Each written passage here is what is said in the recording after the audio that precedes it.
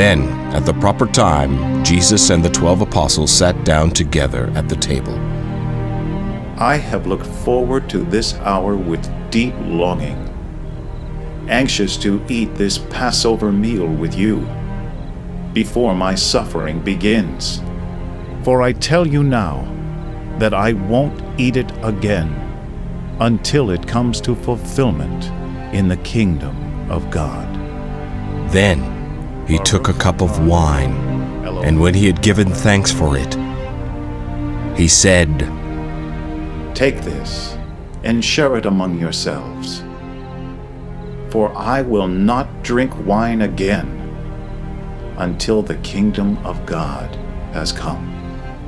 Then he took a loaf of bread, and when he had thanked God for it, he broke it in pieces and gave it to the disciples, saying, "This is my body, given for you. Do this in remembrance of me." After supper, he took another cup of wine and said, "This wine is the token of God's new covenant to save you, an agreement sealed with the blood I will pour out for you." But here at this table, sitting among us as a friend, is the man who will betray me. For I, the Son of Man, must die, since it is part of God's plan.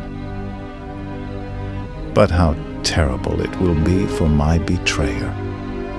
Then the disciples began to ask each other which of them would ever do such a thing, and they began to argue among themselves as to who would be the greatest in the coming kingdom. Jesus told them, In this world, the kings and great men order their people around, and yet they are called friends of the people.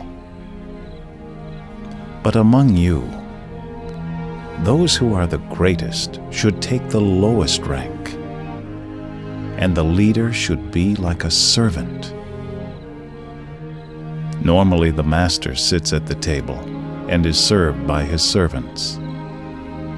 But not here, for I am your servant. You have remained true to me in my time of trial. And just as my Father has granted me a kingdom, I now grant you the right to eat and drink at my table in that kingdom.